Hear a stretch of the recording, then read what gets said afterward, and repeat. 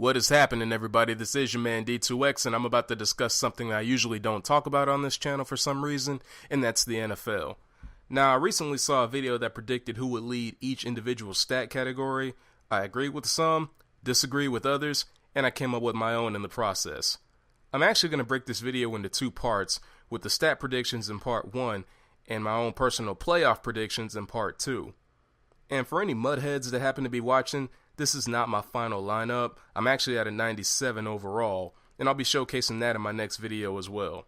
So on that note, let's get this thing moving. The NFL initially had Drew Brees leading the league in passing yards at around 5.2 thousand, and although I understand why, the reason why he won't be is because a key weapon in his arsenal he actually lost to New England. And part of that is the reason why Tom Brady will be leading the league in passing yards instead. The Pats just got Brandon Cooks in the offseason. If you look at the way the Patriots throw the ball, they've been running a spread offense for God knows how long, and a lot of their big name targets are slot guys and run after the catch receivers. Brandon Cooks can do all sorts of things. His speed makes him a vertical threat, he runs routes just as crisp as Julian Edelman, and when he breaks away, there's no catching him. Yeah, you already had some options as far as going vertical in Chris Hogan, Malcolm Mitchell, and even Rob Gronkowski, but that just added a whole nother dynamic to the offense when signing Brandon Cooks. No joke. But ultimately, he won't lead the league in passing touchdowns. The league leader in that category, I agree with the NFL on this one because I too believe that Aaron Rodgers is going to take it. I see him throwing around 38 tugs with anywhere from 7 to 8 interceptions. Primarily because we've got a couple factors we need to consider.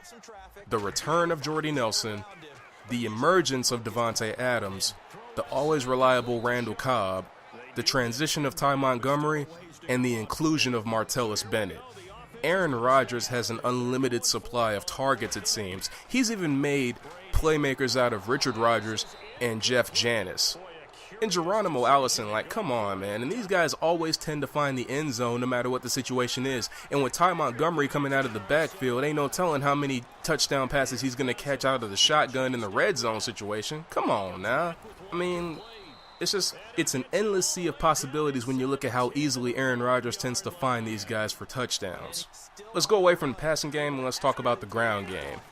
The NFL had Le'Veon Bell leading the league in rushing yards at around 15,000. With the inclusion of Martavis Bryant and his return, I do not see that happening. Because at the end of the day, I don't care how potent the Steelers' offense is, Big Ben will keep the ball in the air.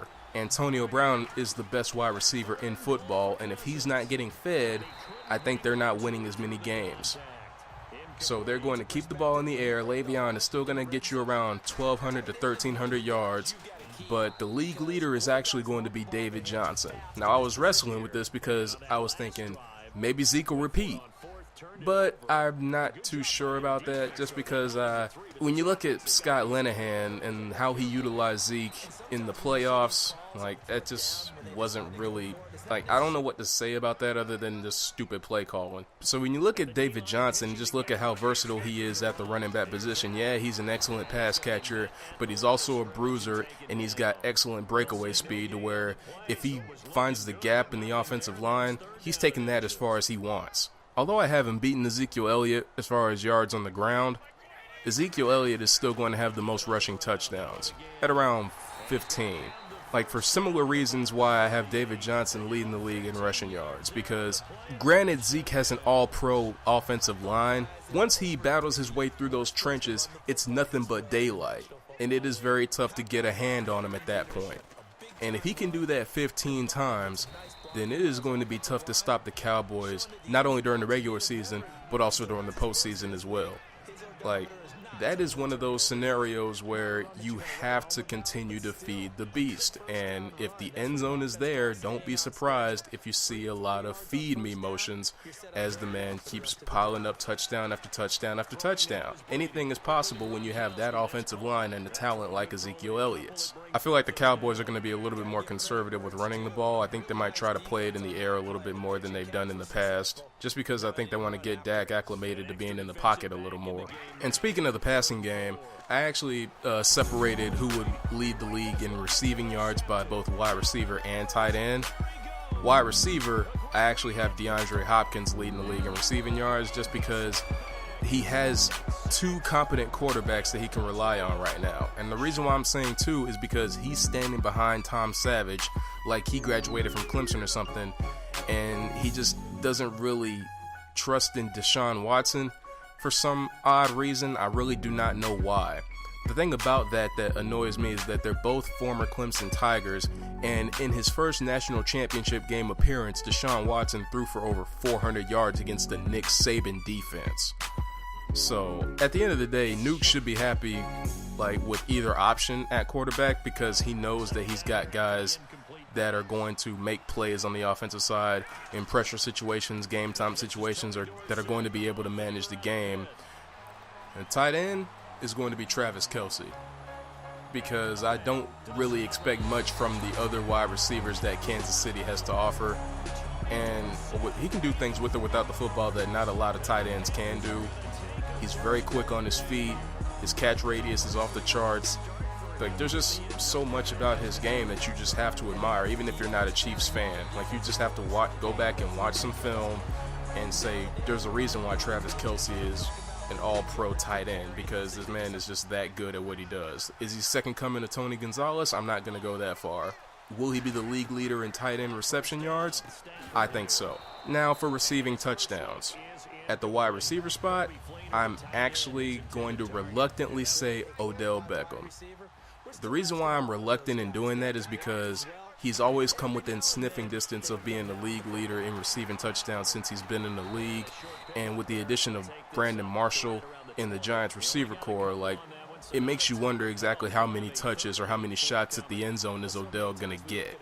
But I can't really think of anybody else, because a lot of other elite wide receivers have multiple threats on their teams, and I can't pick a sleeper like a Doug Baldwin or Allen Robinson anymore, just because who's to say that they're going to be the main options on their team right now. I mean, they might slip through the cracks as second and third, but if we're talking elite wide receivers, truly elite wide receivers that are always in the discussion of top 5, top 3, then it's not going to be AB, it won't even be Julio, but it more than likely might be Odell. He's trying to earn that pay stub that shows he's the best player in football, so what better way to do it than to lead the league in reception touchdowns in your, fourth year of competing? Now with the tight end position, I'm going to have to say Greg Olsen on this one. Initially I was thinking Tyler Eifert, but the addition of John Ross might have an effect on his production overall. So Greg Olsen is definitely going to be that option for me. Cam Newton is that kind of quarterback where him and Greg Olsen have met on numerous occasions that have led to touchdowns. Greg Olsen had double-digit touchdowns in 2015, as well as multiple 1,000-yard reception seasons. He's just going to be on fire this year. I mean, you have Kelvin Benjamin, who has yet to really prove himself as being that number one target. Devin Funchess is growing and growing as a receiver. Philly Brown is reliable as ever. Lost Ted Ginn in the process, but ended up getting Curtis Samuel. But it's tough to find anybody that can replicate the speed of Ted Ginn. So I see another year where the Cam and Greg connection just takes the league by storm one more time. Now on the defensive side of the ball, the NFL had the reigning Defensive Player of the Year in Khalil Mack leading the league in sacks. I disagree for the simple fact that a healthy J.J. Watt will be back in the Texans lineup. And let's not forget that Jadeveon Clowney finally established himself as that elite pass rusher coming off the edge in the NFL. And now teams in the AFC South specifically are game planning for Jadeveon, and who's to say what effect that'll have on leaving J.J. Watt untouched. It's possible he could rack up 19 to 20 sacks because you got two elite guys on the front coming at you from both sides, similar to Von Miller and DeMarcus Ware of 2016. And the best bet of the two who would rack up the most sacks is J.J. Watt. For combined tackles, the NFL actually predicted Bobby Wagner would be the league leader. Again, I understand why. Bobby Wagner is one of the most versatile linebackers in football right now, in coverage. and stopping the run and getting after the quarterback. But in actuality, like, the true field general at middle linebacker position is Luke Kuechly, and he is just a tackling machine. The man is excellent in coverage. He can play the ball in the air. He can play it on the ground. He doesn't really need to get after the quarterback as much, but he is capable of doing that. And what doesn't change about his game is just his overall eye for the ball. I see him getting around 140 tackles this year. And finally, interceptions. I don't mind the NFL's pick just because I'm a Packer fan. They had Clinton Dix leading the league at 8 interceptions. But this guy is going to be a man on a mission because it's going to be his second year with this organization. And he is going to be following number one receivers a lot more. He's going to be targeted a lot more. And more importantly, he's going to be looking to make a statement. I'm talking about Josh Norman. Here's a little fun fact. He had 3 interceptions last year, but he dropped 7. If he caught at least 5 of those, he would have led the league in picks. Just imagine if he caught every single one of those. One exception I will give is the drop against the New York Giants in Week 17 because Sterling Shepard got away with an illegal face mask. But like I mentioned earlier, more targets, more money. Y'all better be on the lookout for the Dark Knight, that's all I'm saying. And as far as the individual predictions, that pretty much wraps everything up. Join me next time as I talk about who's making it out of their respective divisions going into the playoffs. I might have some picks that may surprise you. I have some omissions that I definitely know are going to surprise you. And just be on the lookout for it. Until next time, this is your boy Ev, and I'll see y'all for part 2.